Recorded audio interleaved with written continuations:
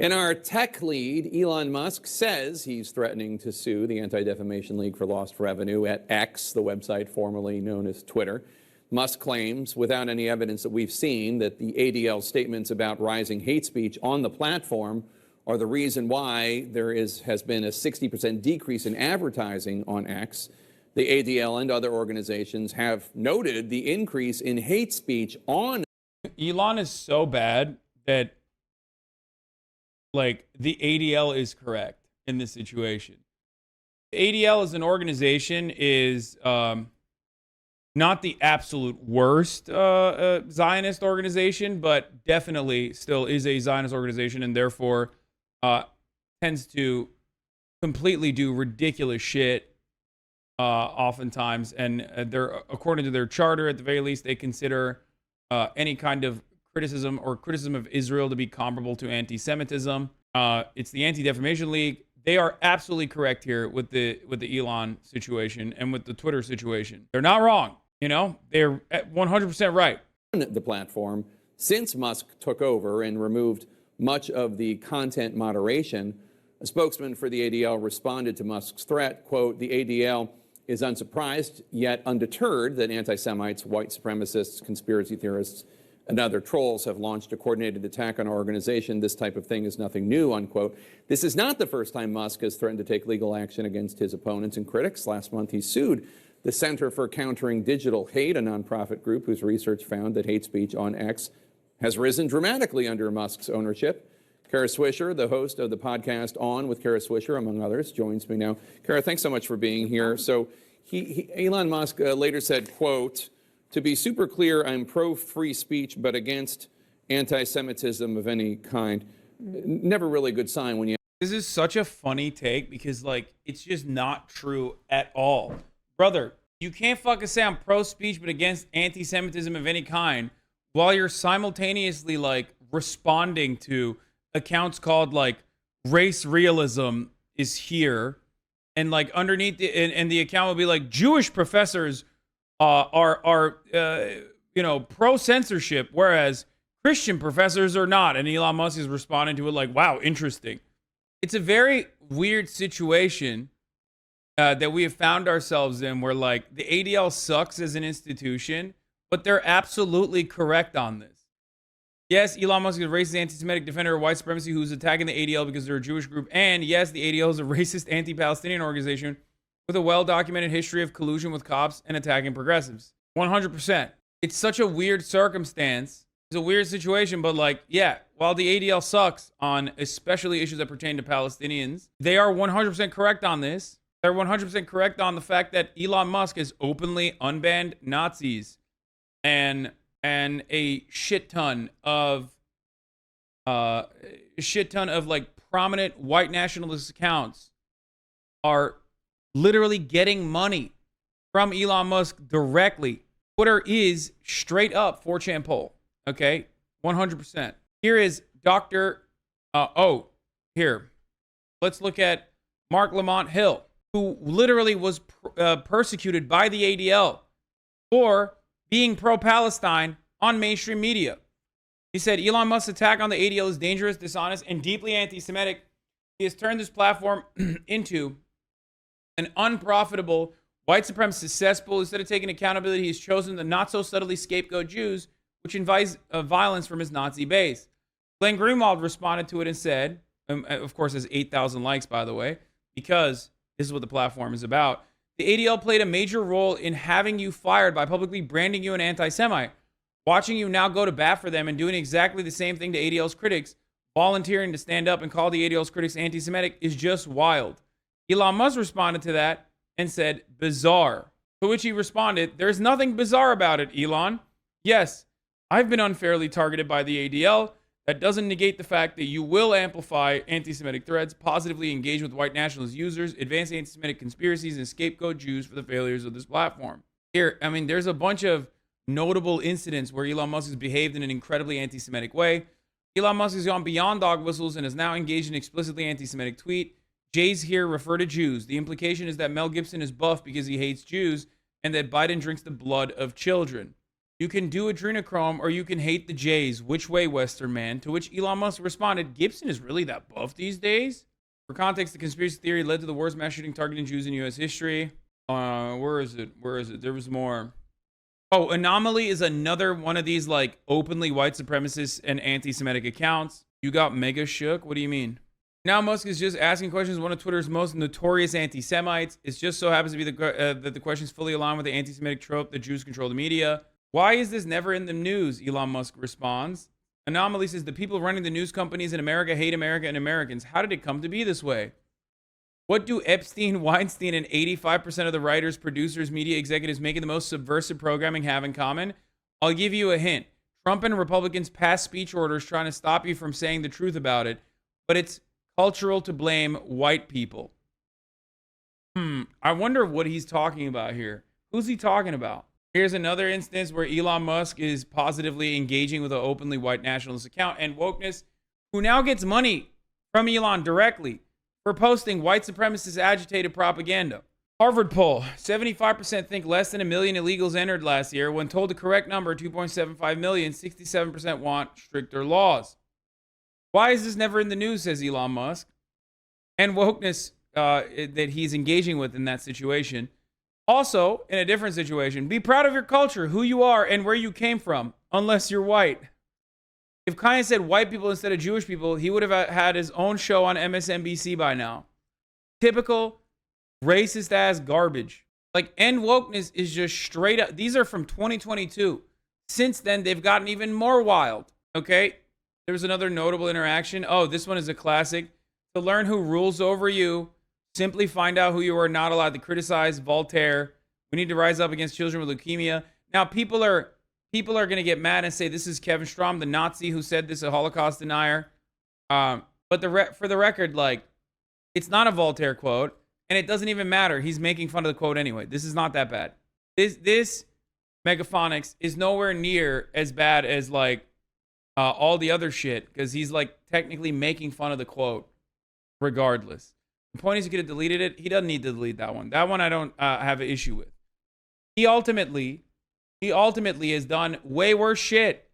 That account did not even track because it was newer. He's done that since 2022, where Elon Musk has regularly at this point responded. If you look at his fucking replies or if you look at his likes, he's like openly and regularly engaging with white supremacist accounts that are like doing 1350 memes and a bunch of other like, you know, oh yeah, here, the monitoring bias guy, for example. Like following that guy is a great indication of Elon Musk's own personal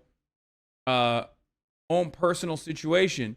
Monitoring bias is an account that straight up posts white supremacist bullshit, like race realism, IQ amongst different races, and regularly engages in the like, oh, why do certain races do way more crime? You know what I mean?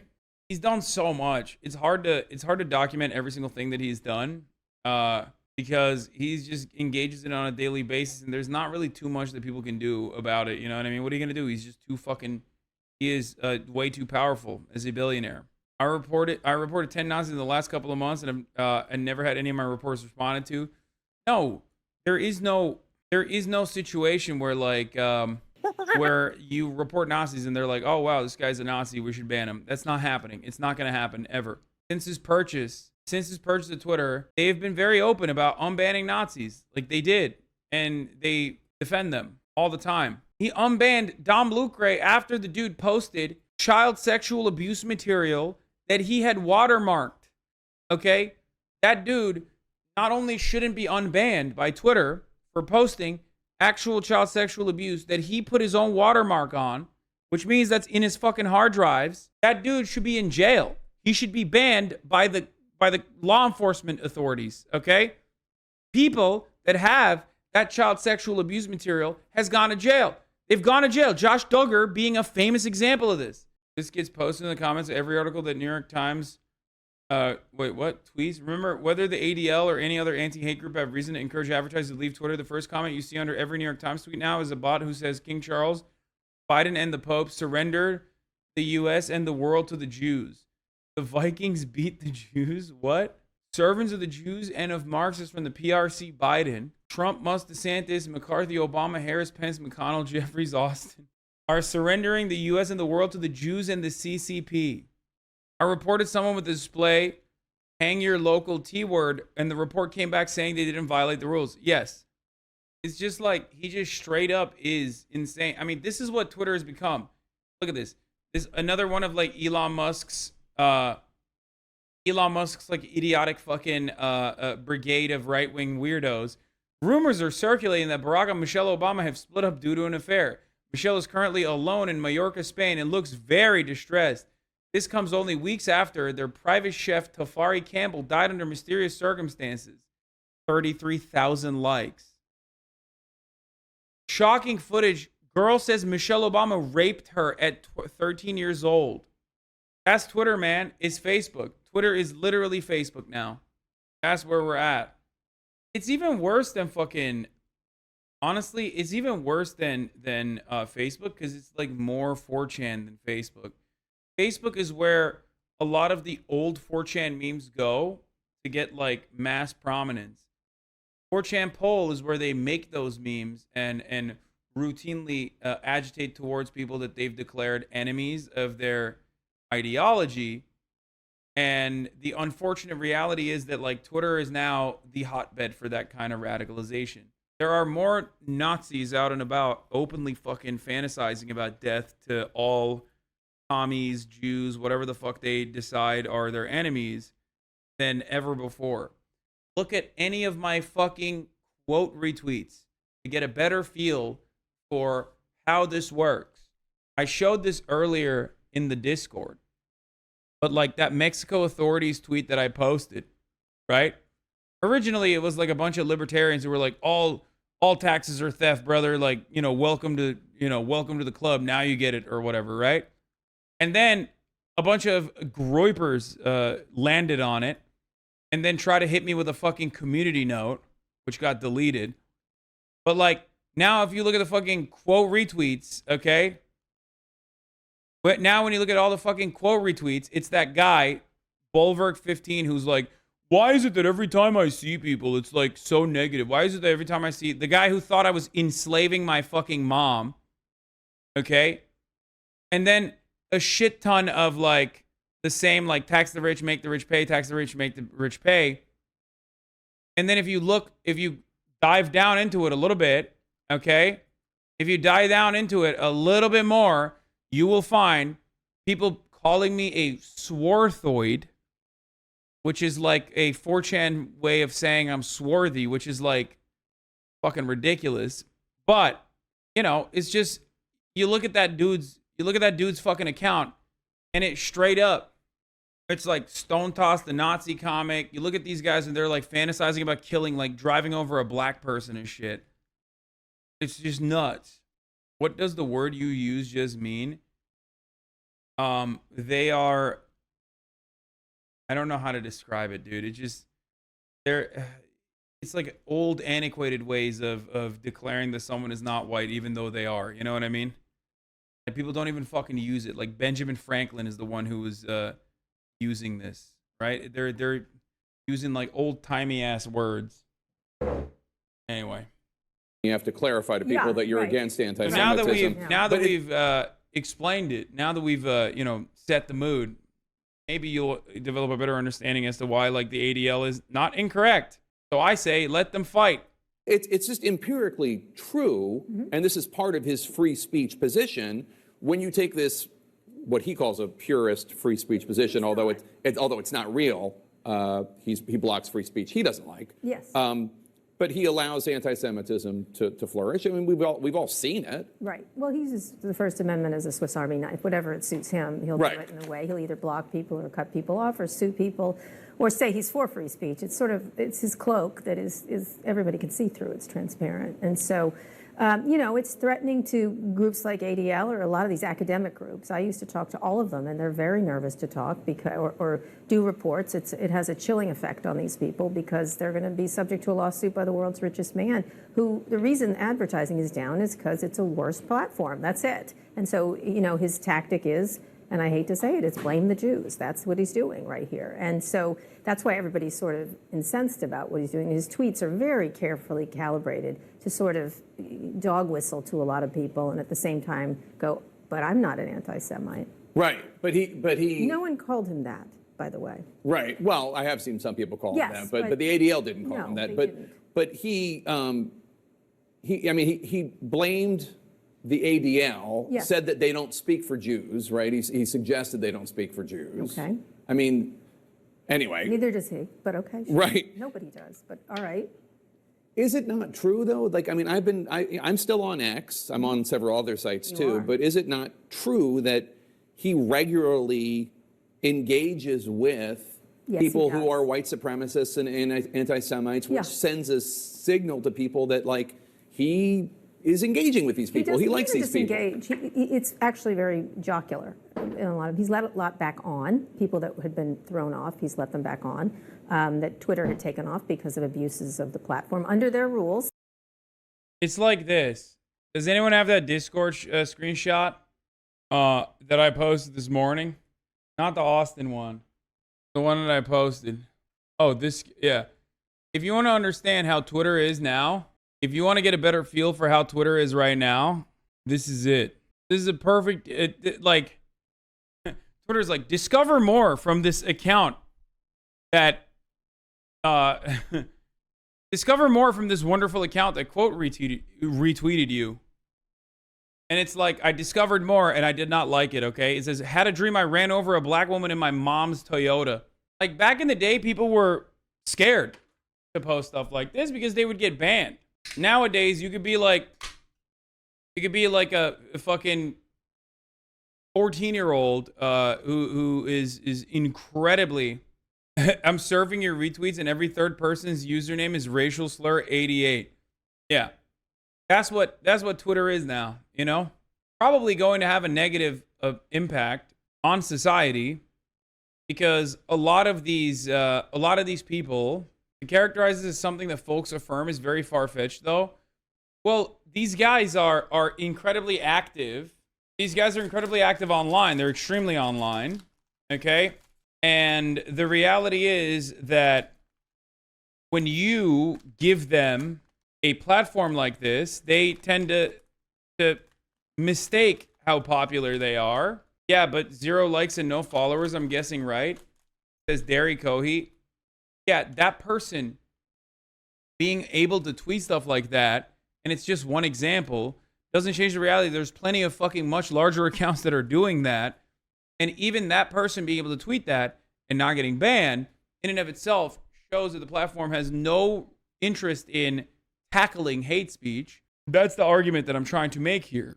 They're not interested.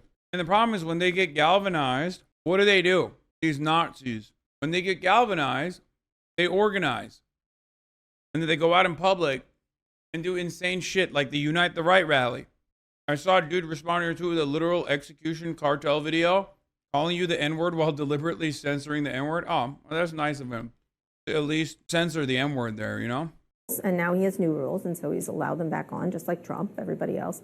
And he engages in sort of this jokey manner that does not show, hey, that might be a problem. Like today, Mark Cuban, who is sort of the polar opposite of Elon Musk in temperament and style, was engaging with Stephen Miller and Matt Walsh over their obsession with woke mob. They just seem to be, I guess the Burning Man people set them off for something covered with mud. I saw they were attacking some 29-year-old woman who doesn't have kids. I don't know.